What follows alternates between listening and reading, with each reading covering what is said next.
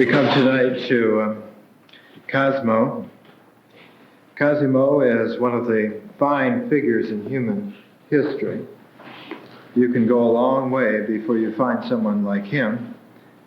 And in fact, the closest parallel in Western history is with Pericles in classical Athens. They both had roughly the same outlook on life, the same kind of character, and produced the same effect on history.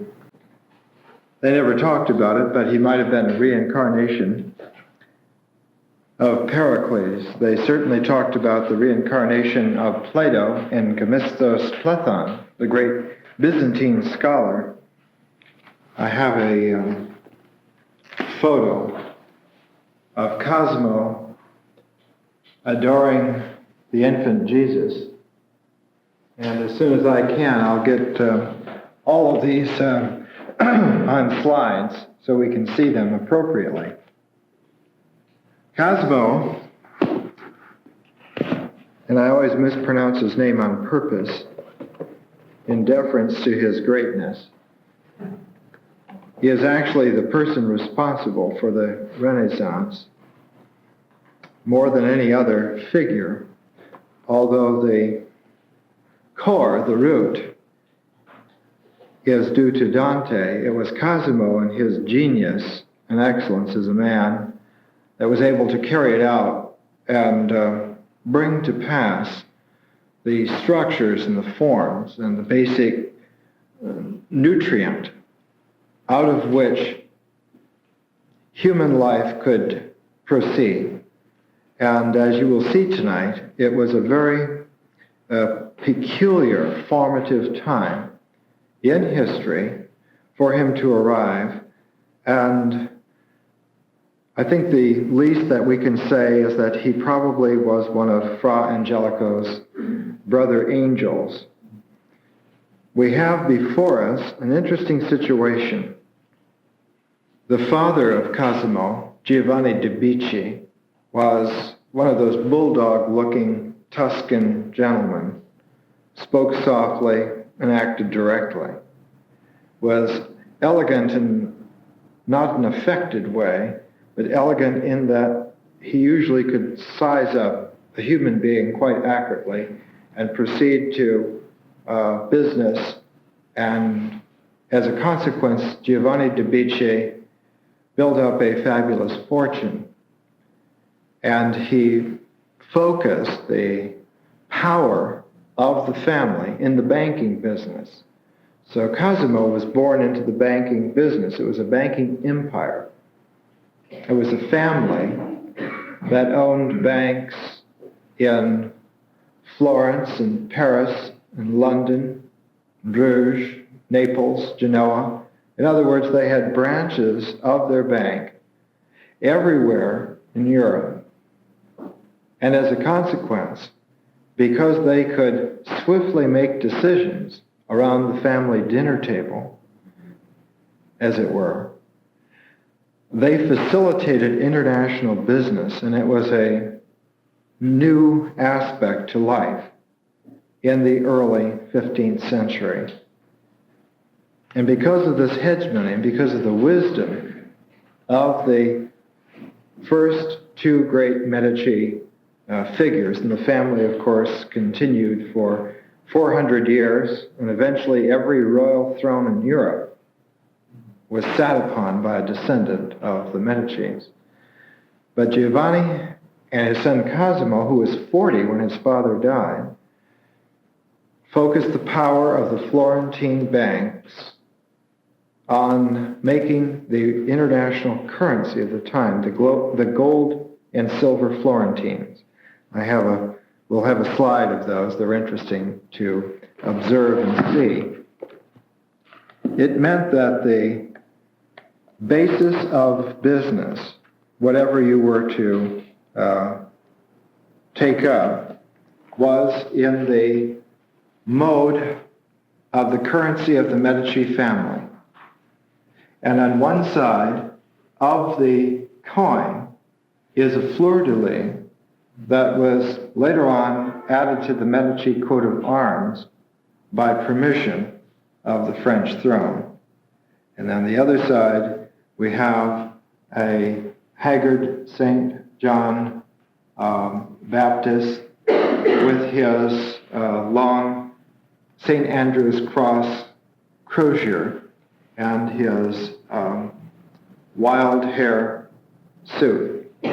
So that we have an interesting fact that the symbol for the Medici power, the gold Florentine, actually had on one side the royalty of Europe, and on the other side the ascetic ideal of Christianity, which they never relinquished and always kept alive.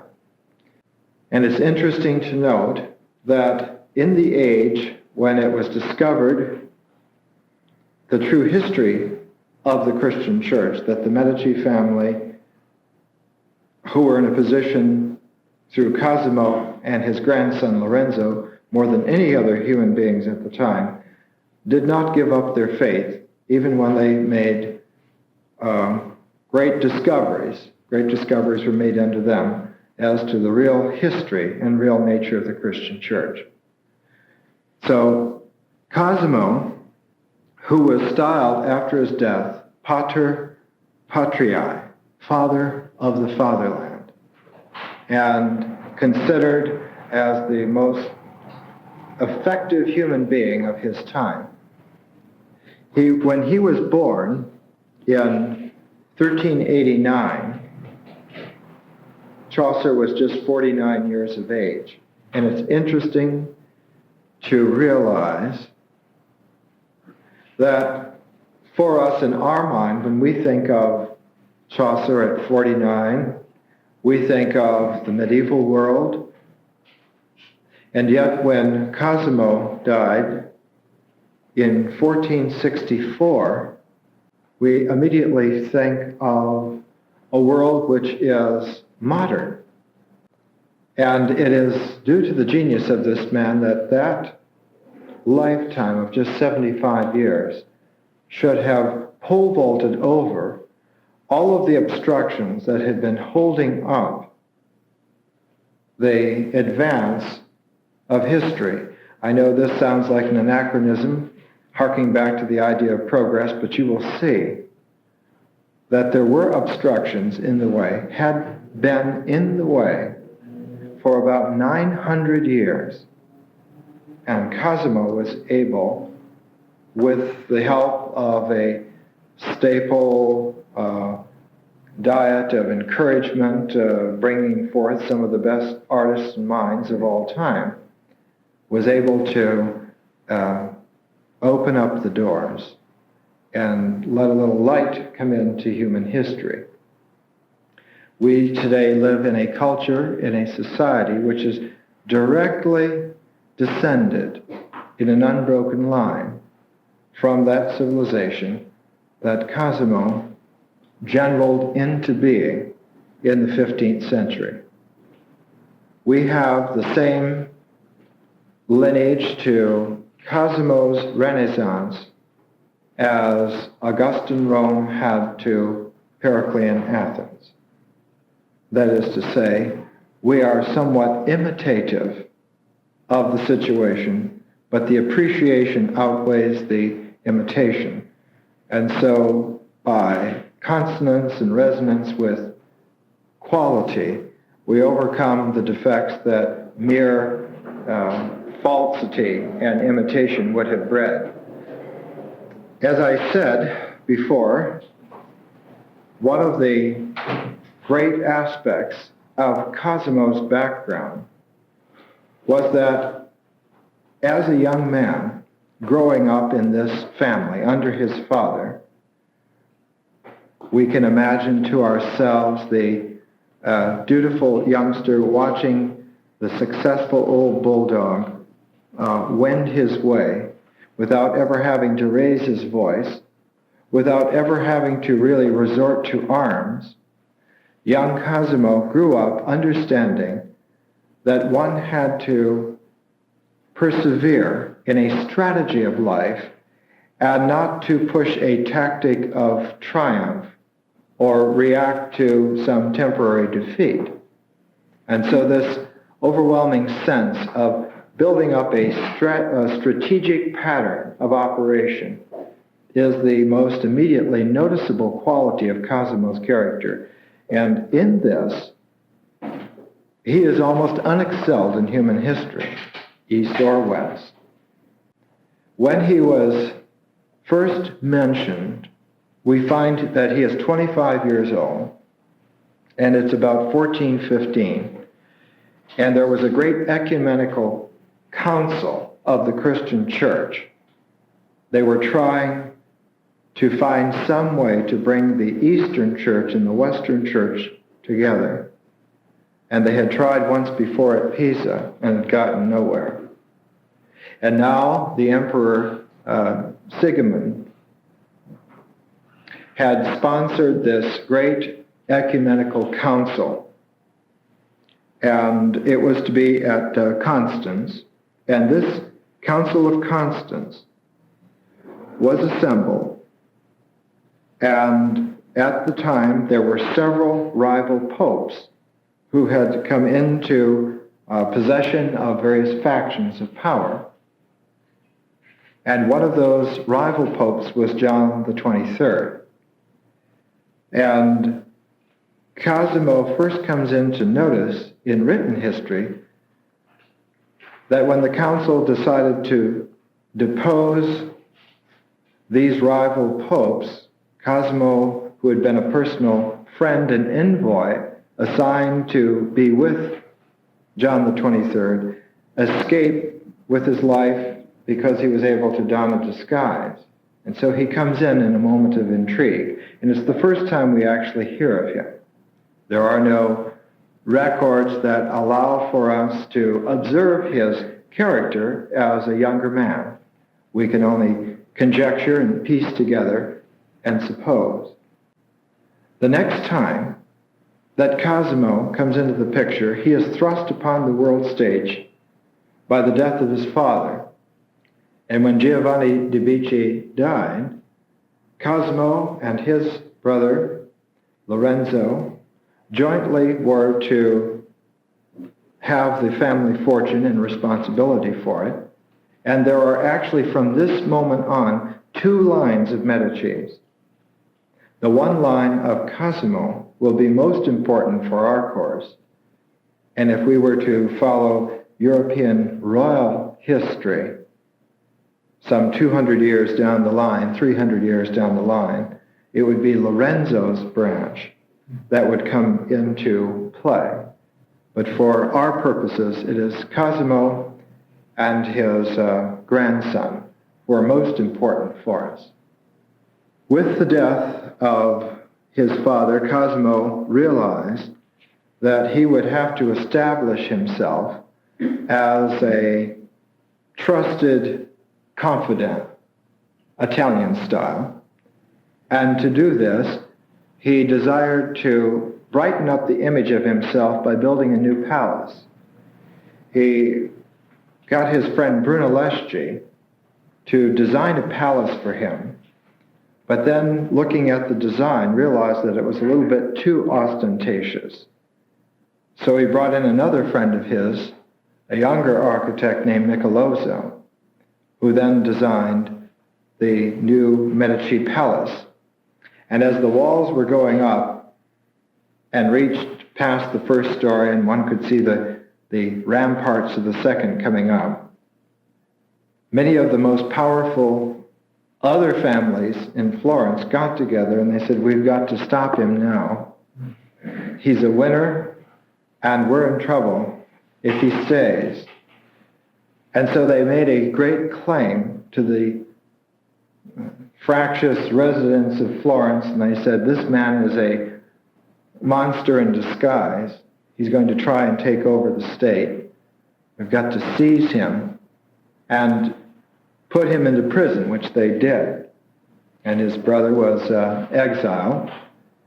And they sought to poison Cosimo. He did not eat a thing for 3 days. He sat quietly in his prison, waiting for events to evolve, which they did. the general populace of Florence came to somewhat after 2 or 3 days, and they realized that he actually had never done anything to anyone. And so they settled for an exile to him. He was exiled originally, I believe it was to Padua, but eventually made his way to Venice, where his brother Lorenzo had been exiled. The person in charge of this great attack upon Cosimo was a member of the Albizzi family, Rinaldo degli Albizzi, despicable sort of a character. I'm not really that prejudiced, but Rinaldo deserves it. Cosimo, keeping the strategic pattern in mind, decided that the best thing that he could do was to show everyone what a fine fellow he was. So he proceeded to spend his money very wisely. Instead of dressing himself in luxurious ermine, he decided to build a little library, and he donated a number of books to it in Venice. And this was a kind of an interesting aspect. Venice at that time was still very powerful. They were in great proximity to Constantinople, which hadn't fallen yet. And so it was interesting for Venice to have a nice little public library. It was almost like having the people of Venice treated to the fact that they were like royalty. And then Cosimo began donating to certain hospital funds and making sure that there were places where the poor could at least get a meal. He contributed to a hospital and way station in the Holy Land for injured pilgrims there. And this, of course, for the roving maritime Venetians, seemed to peg Cosimo as a very fine individual. In fact, the Italian jealousy began to come to the fore, and the Florentines realized that they had lost a gem. And so there began to be a public clamor for the return of Cosimo, and concomitantly fingers began pointing and whispers at night about the Albizzi and the Pazzi and these terrible noble families. Well, the fact is that about 100 years of history were coming to a head. There were in Florence 2 great factions, the Grandi, who were the noble families, and the Populari, the populace, the general people. And Cosimo was of the people. Even though he was very wealthy, he was not royal. He was someone who had been given a good head start by his father and had maintained it by his excellence, but he was not royal. He was not a noble. And in a way, the general populace, by liking Cosimo, siding with him, secretly were able to transfer to themselves the fact that, well, if conditions were right, I could do what Cosimo did. I could be wealthy. And so the people on the pecking order, the burghers who were trying to do better and better, began making arrangements for the return of Cosimo to Florence. As a matter of fact, there had been 2 wars fought, one against Lucca and one against Milan, and the Florentines had not won a thing. In fact, they had been very costly, and who was paying the taxes for this but the working man in Florence? And so this added fuel to the fire, and who was responsible for these expensive wars but good old Rinaldo degli Albizzi? And so they realized that he had to go. And in fact, many others had to go. So they exiled a bunch of them, and they brought Cosimo back. And it was interesting, because when he approached the city of Florence, the whole populace turned out. It was like one of those marvelous events, strewing the road with flowers and everyone in their finery and cheers. And Cosimo, being quite an excellent statesman, as he rode his horse in the entourage past the empty Albizzi palace, he stood up in his horse and pointed silently to the empty palace amid huge cheers. This was in 1433, and he would remain in power, as we would say today. He would not use that phrase at all. He would be a trusted counselor for the next 30 years and would bring about that revolution in human thought. That is, bring it into a shape, a conscious shape, which we call the Renaissance. There were great events afoot, and Cosimo was sensitive to all this. He had all his life been a well-educated man. I don't mean just someone who had a good education. I mean someone who had an excellent background. There's a difference. He could read Greek and Latin.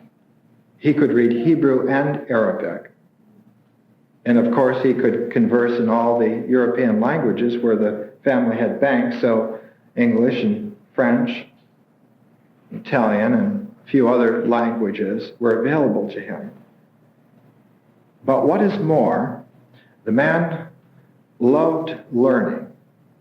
He realized that in order to float and support his strategic patterning of his accomplishments, that he had to have information, he had to have judgment, and he had to have people that he could depend upon. And generally, the more educated people are, the more dependable they become. They're sort of like a little curve where if you get a little education, you become less dependable. But after a while, you finally decide that it's better to be trustworthy than not. And Cosimo had built up a series of acquaintances, an enormous series of acquaintances. And when he came back to Florence, one of the first friends, sort of new friends, that he made was with a man named Sforza, Francesco Sforza, who would figure very prominently some 20 years later in European history, when Cosimo would pull the diplomatic coup de grace of the 15th century. Sforza was one of those brash condottieri, the freelance generals who, if you hired him, he would spend money and get mercenaries and put together an army and go out and fight your war for you. And if you paid him enough, he would win. And Francesco Sforza, one of the great generals of his time, liked Cosimo because he was such a general about life. He was not ever plotting, not ever scheming. It was that he was too busy envisioning to plot or scheme. And he was always envisioning, and therefore there was a sense of continuity in Cosimo that Sforza loved and appreciated. And it was unusual because he actually came from the territory of Milan, and Milan and Florence had been at war off and on. Remember, they had just had a little war a year before with the Albizzi and had lost. In fact, the situation was that Milan and Naples were arraigned against Florence and Venice. There were other cities involved, but that's how the pecking order came down. All of his life, Cosimo tried to bring peace, not peace in the ordinary sense, but peace in his sense. That is, a chance to enlarge the field for his envisioning. And in 1453, Cosimo made a private deal with his old pal Francesco Sforza. And he said, buddy, the situation is this. We've been fighting. Our parents were fighting. And it's a hopeless cause. Why don't Florence and Milano get together and become allies? I'll give you plenty of money and some help, and you take over Milan, and we'll make a pact. And Francesco probably said something like, what about Venice? And Cosimo said something like, they'll have to make do, which actually transpired, and in a complete flip-flop, almost like President Nixon's trip to Red China, the arch enemy became the stalwart foe, and Venice and Naples, left out in the cold, had to come into being allies, and of course they're so far away and they couldn't ever get together. Have you ever tried to get together with Neapolitans over a long distance? It didn't work, and so peace came to Italy because no one could get together to fight. And this brilliant plan of Cosimo's is just characteristic of his mind. Other times, he would sense that a situation hung on some stubborn personality. And so he would find someone who had a beautiful daughter and do a little matchmaking and intriguing, and they'd fall in love, and they couldn't have her because of a monetary problem. And Cosimo would send a secret envoy and say, well, it's money. Why, how much do you need? And the enemy would become an ally. And the phrase later on was that the Medici usually tried to solve the problems by marriage or other intrigues rather than by fighting and by war. As Cosimo came back into Florence, he realized that there were tremendous possibilities afoot in the world, and he had been collecting various kinds of manuscripts since he had been a young man. He was always a book lover, and in fact had spent enormous family sums on books. And by books, they weren't printed yet, they were all manuscripts. The Medicean library in Florence, the Laurentian as it's called now, has about 10,000 manuscripts, handwritten.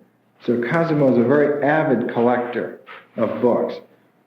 One of the volumes that he was able to get was the original document, the Codes of Justinian, the Codes of Roman Law, which had been composed in 533 AD. Under Justinian, he had made sure that everybody who had worked on this great volume of codes had signed their name and given their background. And this was the whole legal structure of the Western world in a nutshell. And Cosimo had the book. He had the manuscript. And in a very real way, because he was a great visionary, he felt, the scepter of order in the Western world, even though he sat on no throne that you could see or I could see. He walked on the stage of history because he had the key to it all. And in his planning, because he had been given the key by Fortuna, Mother Earth, then called Fortuna, Lady Fortune. She was a lady, and she could be won. And Cosimo felt that he had received her finest glance. So he began to prepare some way to exercise the secret scepter that he had. And in looking around, he found such an event.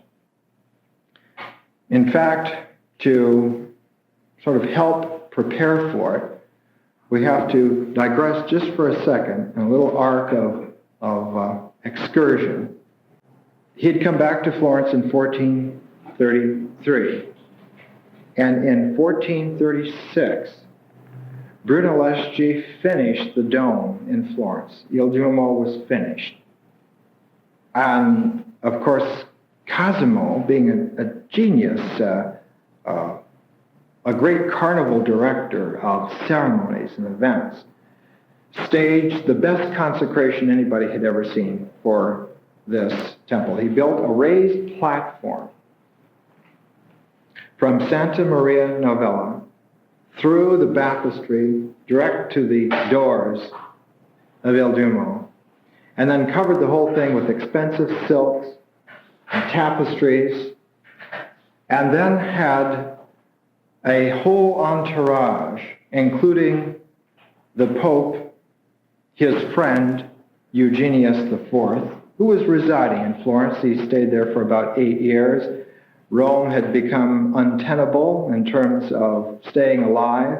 There were so many assassins and rivals. Cosimo had extended the right for the Pope to stay in town. He made special quarters for him in Santa Maria Novella. So in effect, the Pope could just walk from where he lived to the new cathedral on the raised platform of the wealth of Cosimo de' Medici, with all of the archbishops and all the bishops and all the wealthy people of Florence, and everyone, as they walked on this procession, and all the 5 hours that they spent in the Duomo under the great dome, and the long procession back, the subject of conversation was Cosimo. He had made all this happen. And while he wasn't in the lead, he wasn't the master of ceremonies, he just like anybody else. Well, he's just over here in line. He's hardly even available. Cosimo was like Joe in lie. He was never number one.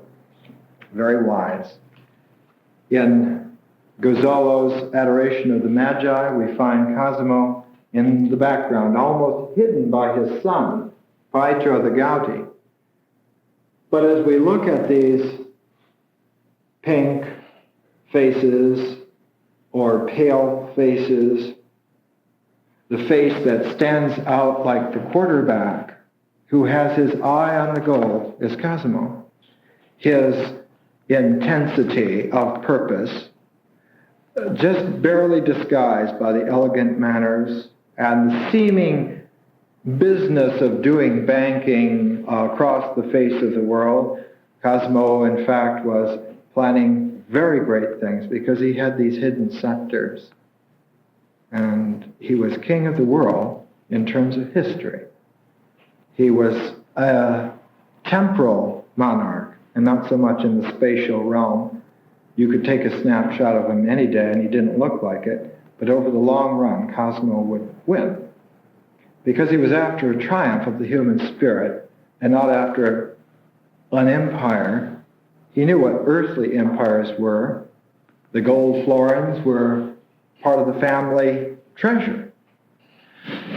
But Cosimo had in his mind a tremendous feeling for antiquity. He had, in fact, done a lot of talking with Platon, Gemistos Platon, who was a very formidable Byzantine scholar. And Cosimo would make sure that Platon and many other Greek scholars stayed in Florence for several years at least, whenever they came to visit. And in fact, he had something in his mind. The only scholar that he really didn't get along with was a slightly despicable individual named Filoso. Filoso had gone to Constantinople, had studied under a Byzantine Greek teacher, had married, or as they said, had had to marry his 14-year-old daughter, and had finally come back to Italy, back to Florence, and enjoyed the honor of being a great sophist in Florence. But Cosimo somehow didn't like the fact that the man lived, as he would have said, like a Byzantine animal. He had all the degeneracy of the misuse of classical learning, and the man was all the more guilty because he should have known better. He should have been a better man. There should have been some dignity in him. And look at him, foul-mouthed, behind the Greek learning, and not really a likable human being at all. In fact, one just would never have wine with him in the garden. It just wasn't that sort of an individual. And Filoso was the only Greek scholar that Cosimo ever blew up at, in the sense that he arranged for him to be banished from Florence. He finally ended up in Milan. Cosimo made sure that at least he had some place to be in Milan. Filoso, of course, tried to assassinate Cosimo with a Greek assassin who was so clumsy that he didn't get very far. I understand that Filoso had a scar on his cheek because, as some historians say, I don't say it, someone had sent an assassin against him and had stabbed him coming into class. Sort of like one of these dueling scars, just to show him up a little bit. At any rate, Cosimo felt that it could well be that his gifted position in history was coming to a head because Christianity as a religion had been split in two since the classical world. And Cosimo was always thinking in terms of the 900 years between his time and that antique time, which was the last contact with wholeness in the world. Part of the computation that stayed with him all the time was that Justinian's code was 533 and he'd come back in 1433, 900 years. And constantly his mind, the strategies of his historical empire of rebirth kept coming back in terms of, well, what was happening then? What must I bring together now that was undone then? And this correlation, as we'll see, goes on and eventually produces the right answer. But for now, in the late 1430s, where we're talking, Cosimo realized that, in fact, the Christian church, which had been sundered into the Roman church and the Greek Orthodox church for all this time, needed to be brought together. And in fact, had he not been at the Council of Constance and seen the kind of petty bickering that went on, that it was not a matter of men of goodwill coming together, it was a matter of the petty bickering and who knew better than he how to handle men in those kinds of situations. And so when yet another council, there was a third council at Basel that went nowhere, a fourth council was to be held at Ferrara. And who was to be in charge but Pope Eugenius IV? And so after letting things degenerate for about a year in Ferrara, Cosimo went with a small entourage and had a late evening dinner with Eugenius. And the whole procession decided to move to Florence.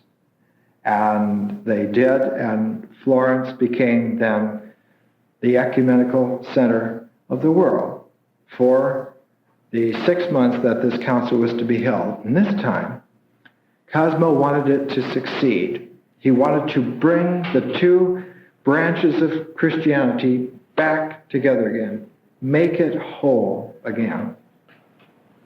The problem for the Byzantines was not just theological, but of course they had been suffering from the blows of the Turks. And now Mahmud the Conqueror was rallying his troops for the final onslaught. He was still a young man, but it would only be about 15 years, and he would breach the walls of Constantinople. This was the last chance for the Byzantines to gain help from Christian Europe. And in exchange for military help, the leaders of the Greek Orthodox tradition, Joseph, the Patriarch of Constantinople, was put up in one of Cosimo's places. The emperor of the Byzantine situation, John Palaeologus, was put up under Cosimo's elegant hospitality. This was a chance to make a deal. And Cosimo felt that he had been singled out because it was not so much that history needed an artist or history needed a philosopher or that history needed a general. They needed someone who could make this deal. And he made it, but it didn't stick.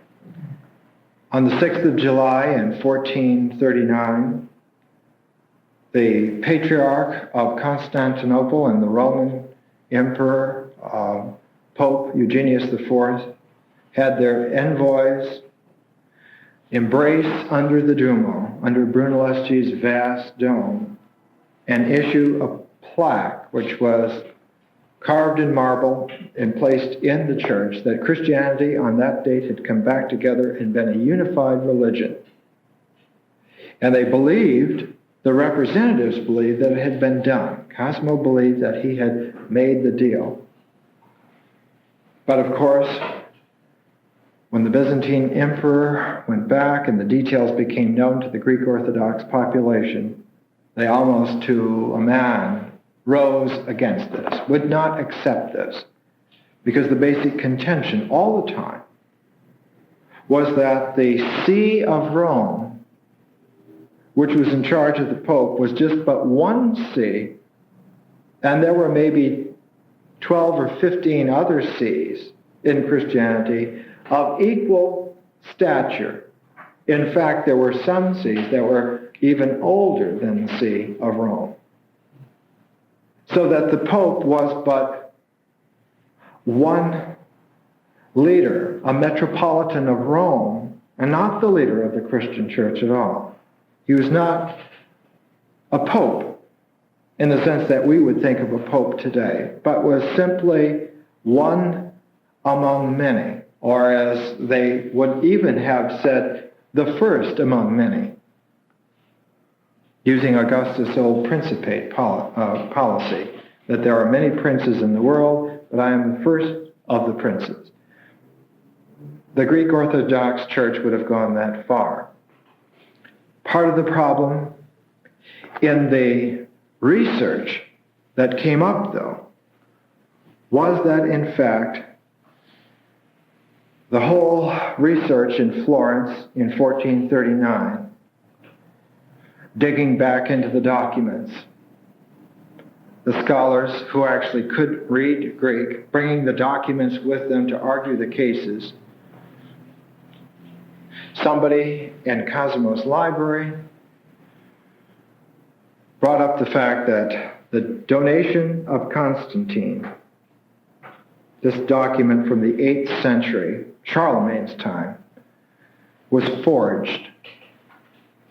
And in fact, further research showed that a whole string of documents called the decretals were all forged, that the ecumenical council was dealing with a chimera, that the whole theological doctrinaire power and authority of the Roman See was based on 8th century forgeries.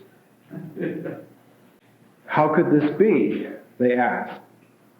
And so research went back to the Greek documents, back to the Latin documents, and all the early church fathers used Greek. The first was Tertullian, who used Latin. And nobody had been able to read these, not even so much that they were in Greek and who could read Greek, but these documents had resided in the vaults in Constantinople, or Nicaea, and only certain ecclesiastics ever went into those vaults and ever looked at them. But it was in Florence, under the prodding of Cosimo. He was trying to be the good host, you see, getting everybody to say, well, we're trying to get this affected. What is the problem? Well, you have these documents. Where are those documents? Let's bring them out. And so when everybody put everything on the table, and they were all able to look, it became a complete sham that the Roman Catholic Christian Church, in its history, was a sham, that its authority was based upon 8th century forgeries, and that the earliest documents all supported the Greek Orthodox contention that there was no kind of favorite shown to Rome at all. And of course, this was a shattering blow to many of those scholars, many of those persons in Florence at this time, and for a great portion of the population, the whole structure of Christianity became suspect. If this were so, if we were lied to about this, what else? That was the tone. And so there began to rise up in Florence from 1440 a whole quest to reestablish the rightful place of the Christian church, of the popes and that, finally of human learning and human understanding. Was it not true? Were not all these Greek polemical texts of the early Christian church, they all used arguments that were taken from classical Greek philosophy. Every single one of the early church fathers used arguments that were taken, lock, stock, and barrel, from, and words, all the vocabulary and everything was from Greek philosophy. The New Testament had been written in Greek, using these words. So the question became one of the utmost importance. What are those original Greek documents? And when they traced back to see, well, which philosophers are important?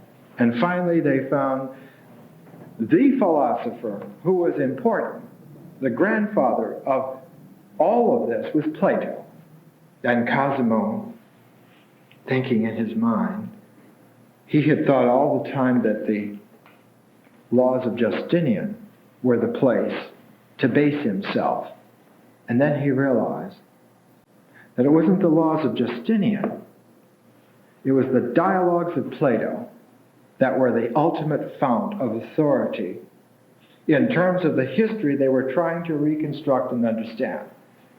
And so from the early 1440s on, Cosimo became increasingly attentive, I won't say obsessed, but increasingly attentive in the structural way that he did things, to the fact that we have to find all the dialogues of Plato, we have to dig them out wherever they are in the world, bring them here to Florence, and put them together, and make an accurate translation into a contemporary language, and then study them, and raise a generation of people so that we can know at least where have we started from. What did those words mean? What are these concepts? Because otherwise we will never know what is right and what is true, and whether Christianity is a made-up sham or whether it has some real history and substance to it. And so in the 1440s, Cosimo began to envision for himself the need to find, first of all, the documents, and second of all, somebody, some man, who would do the translating for him. And he was vowing to devote all of his financial resources. His income was over £2 million sterling per year. In today's sum, I don't know what that stands for. That's a figure given in 1910. 20 million? 30? He was willing, because his contacts went across the face of the known world. He had spices coming from India, and on the same ships there would be classical Greek books coming in, and he would have translators coming from all over. He was collecting all of the individuals who were beginning to flee from Constantinople. Many people could see the writing on the wall. There was no help coming. It was going to fall. And so Cosimo brought the best of them to Florence. He had, in fact, decided to build for himself a villa outside of Florence. In fact, he built three. He built one at Trebbio, but the one that was really important is the one that he built at Careggi. because when Constantinople finally fell in 1453, the same year that the 100 Years' War came to an end between England and France, Cosimo went up to Careggi and began building the villa, which would be the home of the Platonic Academy.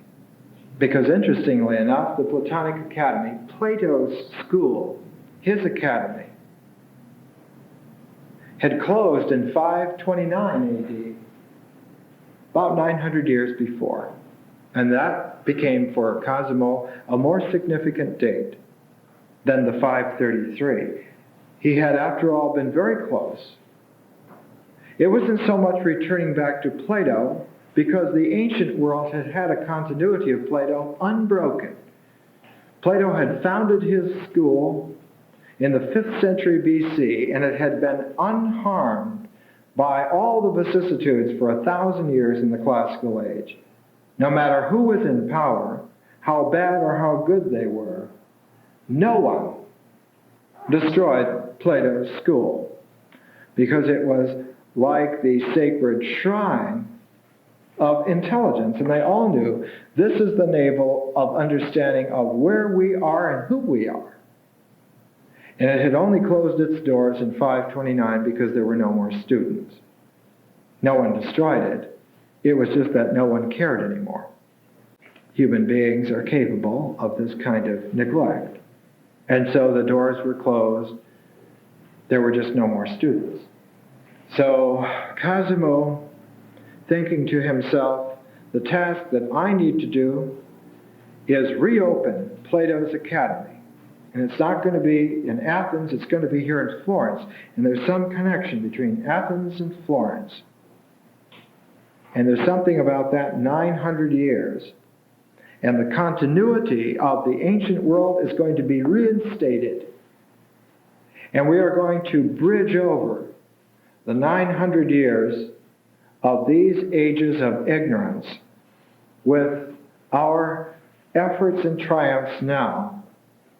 And we're going to go back and reconstruct the integrity of the ancient Rome and the ancient Greece using Plato's philosophy as the spinal column, as the guide to the whole neural structure of ideas that held together the ancient world. This was a monumental discovery and invention because Cosimo had found the man. In fact, he had found him some years before. It was the son of his personal physician, and young Marsilio Ficino was just the right person. And Cosimo had looked at him when he was a youngster, 8 or 10, had had a little personal interview with him for several hours when he was about 13, and then when he was about 15, had decided that this was the boy. This was the fellow to do the job for him, and so he had him specially trained. And when we get to Ficino, we'll see what a genius he was. The portrait of Ficino in here shows him to be a most excellent individual. You can look at it later on. He looks like the Spencer Tracy of his day. So the villa at Careggi was to be Plato's Academy, reborn, rebirth, Renaissance. And Ficino never forgot to celebrate Plato's birthday. They computed that, November 27th. It was a great feast. Unfortunately, it wasn't vegetarian. And wine was served. And candles were burned, and there was a bust of Plato at one end of the hall. And everyone participated because the spirit of the master had been brought back to life. Not only that, in reconstructing the ancient world, the philosophy, the basic spinal column of meaning that had held the antique world together, they discovered that the genius of Plato starting out this current had had another genius culminating it in the 3rd century AD. And just as Cosimo directed his energies to bringing Plato back into the world, remanifesting Plato, his grandson would seek to remanifest that individual who had culminated the Platonic tradition, Plotinus. And he would make Neoplatonism the philosophy at Careggi, and it was that would produce the High Renaissance. Michelangelo, Leonardo, Botticelli, Pico. And it was the High Renaissance that spread across the face of the world. Well, let's take a break and then we'll have some more.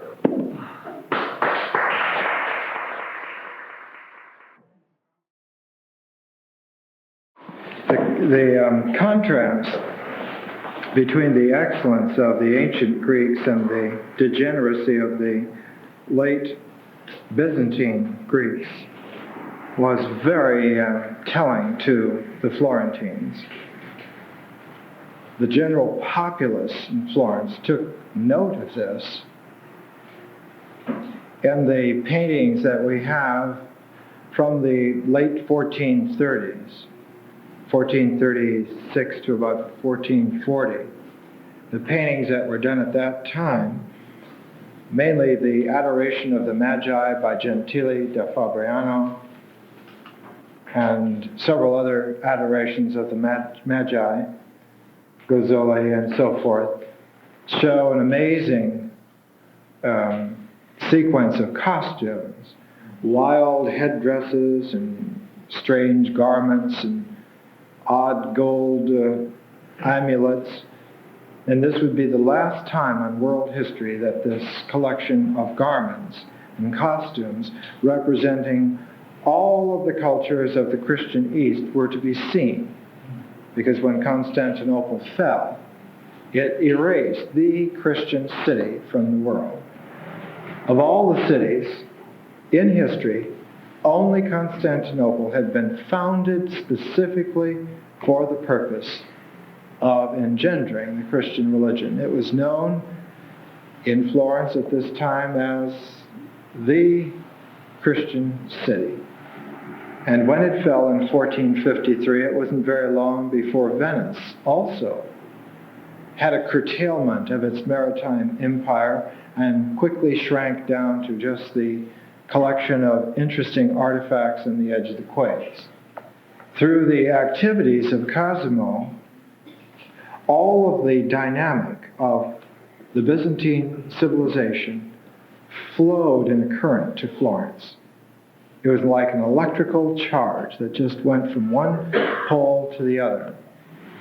And thus the founding of the Florentine Platonic Academy was a turning point in Western history, and Cosimo and his individuals around him felt that they had prepared this chalice, this city, more than just a city, this facility of bringing together human beings. It was, in fact, a foreshadowing not only of the Reformation that would come, but the Enlightenment that would come in the 18th century. But instead of emphasizing, as the one did, religion, or emphasizing as the other did, the mind, the Florentine Renaissance under Cosimo emphasized the human being, the person. The person in all of the excellence that was available.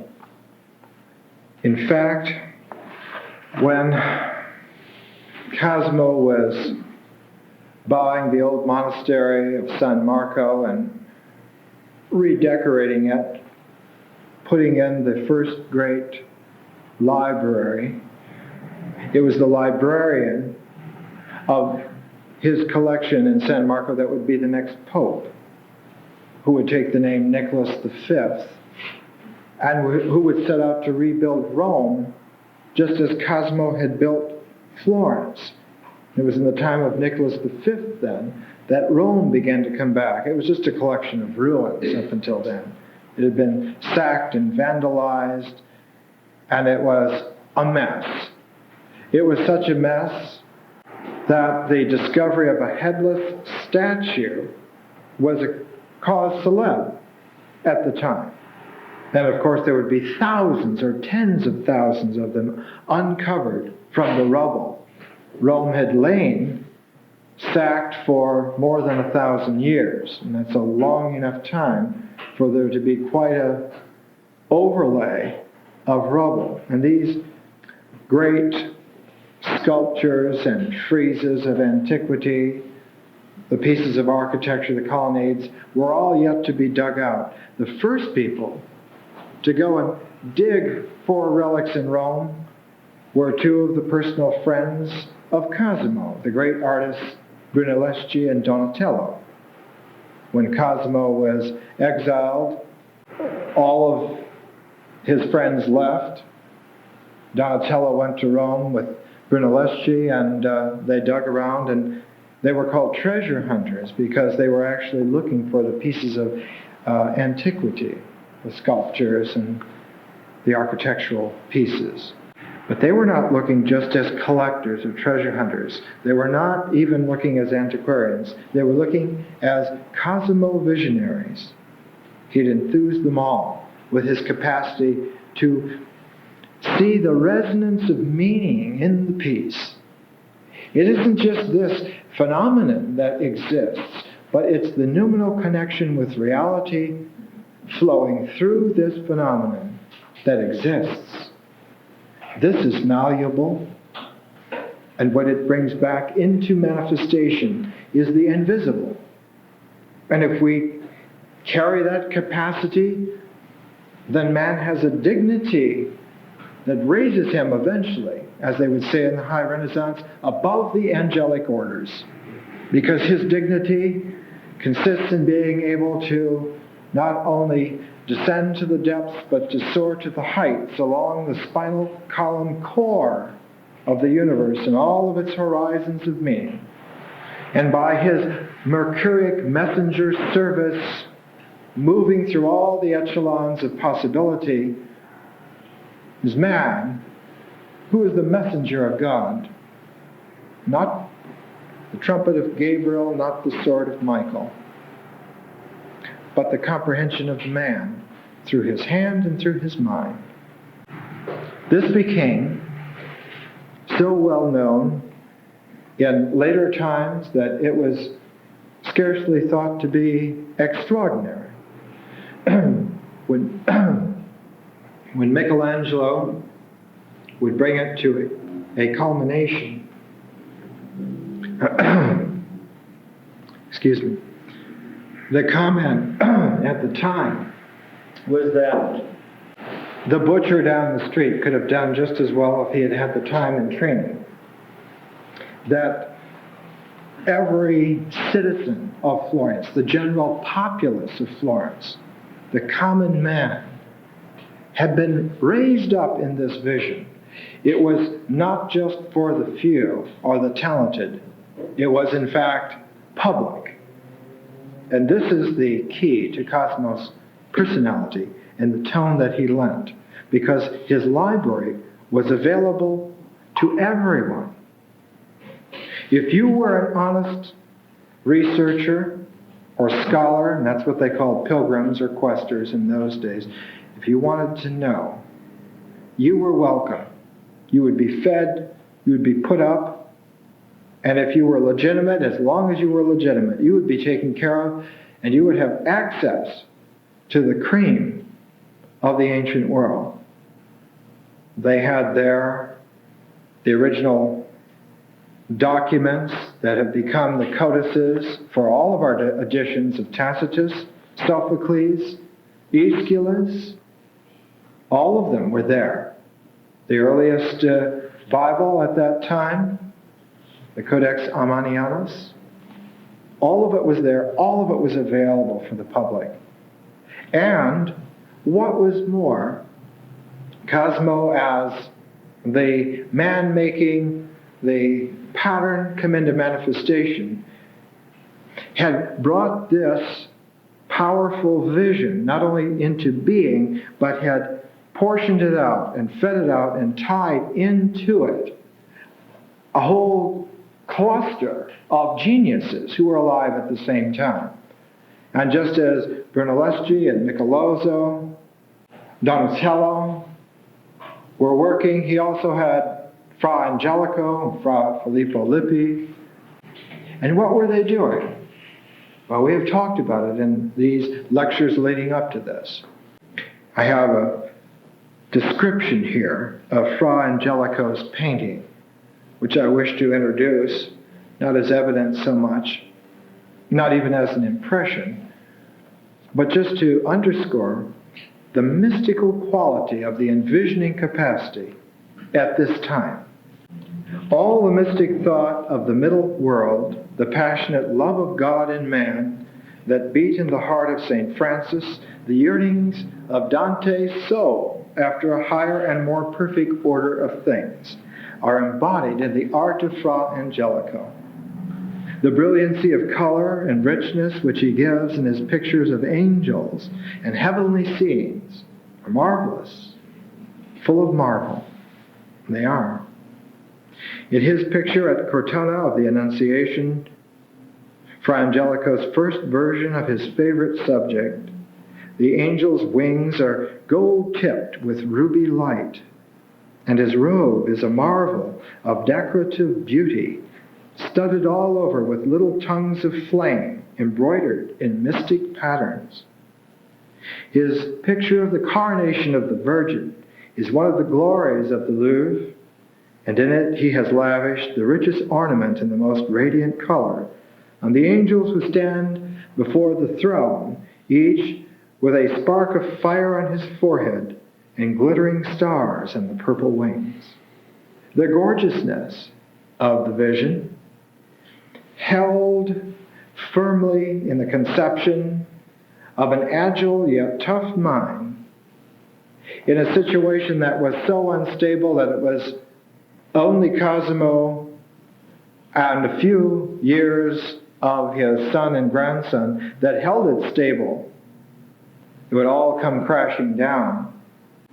It would never be put back together again. And the fact that the great Ficino would outlive the crash, he would see the burning of many treasures by the fanatics, the religious fanatics under Savonarola, who were going to oust these pagans. It would go underground and become what we knew in the 15th and 16th and 17th and 18th and 19th and 20th centuries of the Hermetic tradition. But it was above ground in Cosimo's time. And man, who was receiving the annunciations from angels that had flames on their heads and glittering stars on their purple wings, what did man have? Man had the burnished, shadowless halos, the nimbuses of eternal light, answering the call of the angelic orders with the acceptance of the responsibility to manifest it and give birth to the divine. It's not the angels who give birth to the divine, it is man in his dignity. And therefore he is worth saving. He is worth educating.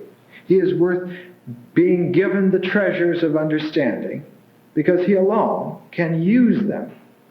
There isn't an angel in this or any other cosmos that can plant a flower. Only man can do that. And so, leaving out a great deal, Cosimo died on the 1st of August, 1464. He lay ill for several weeks. As we'll see, Ficino had worked steadily on the great manuscript of Plato, but then under the bidding of Cosimo, understanding and realizing that within the golden thread of the Platonic tradition was the ruby laser light of the Hermetic teaching had said to Ficino, finish first before Plato. What a sacrifice. Before Plato, finish translating the Corpus Hermeticum, the Poimandres, the Asclepius, that high ethereal watermark of man's capacity to know his purpose and understand the reason why he is universal and cosmic, microcosmic God. And so Ficino brought in about the last week of Cosimo's life, the Corpus Hermeticum, and read out loud to the old man in his bed, read out loud the translation of the Poimandres and the Asclepius to him. And the old man, very happy, because it was back. The children may, in their play, desecrate it. They may want to forget it, but it's back. It's here. And eventually, even by way of abuse, they'll use it.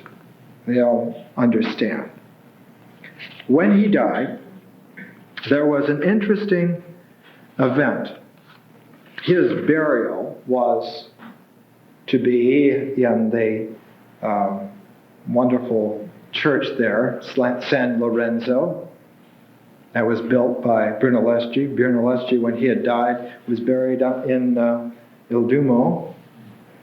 But they arranged a little Cosimo subterfuge in the placing of the crypt. And I'll read this to you. It's interesting.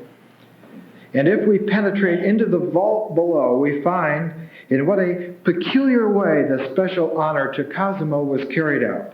Evidently, the Florentines were determined to do nothing by halves in the matter. Pater Patriae is the father of the country. He is the father of the incarnation. No, the father of the manifestation of the core of human history. That quality that makes the reality that we live happen. What is such a man worth?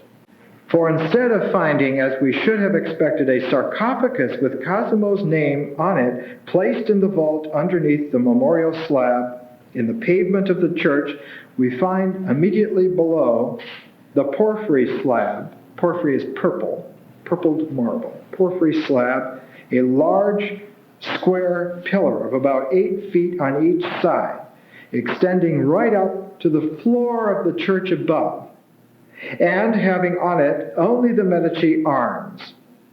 You know, Cosimo, for the Medici arms, had 8 little red balls. In the medieval times, it had been 11.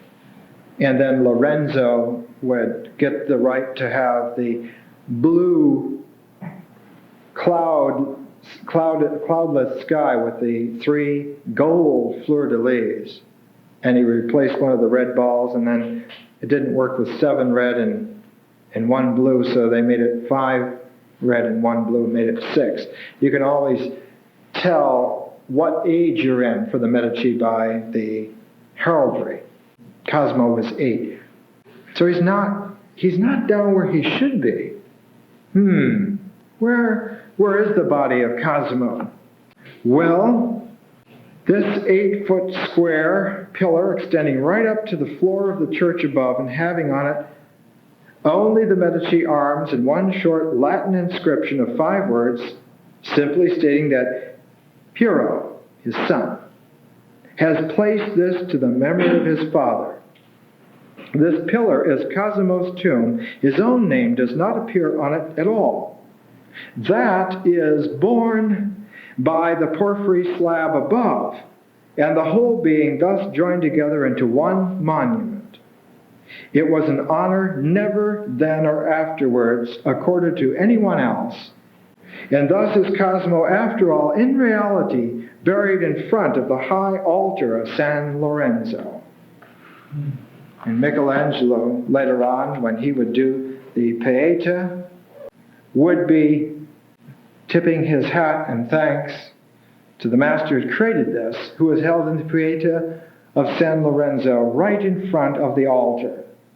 And it was a sacrifice of the dead king just like in antiquity, because he had brought the cosmic order back into being. Such a one is deserving of being laid at the gates of paradise by all his friends and all his successors. Well, next week we see some more of these old-fashioned individuals. And see you then.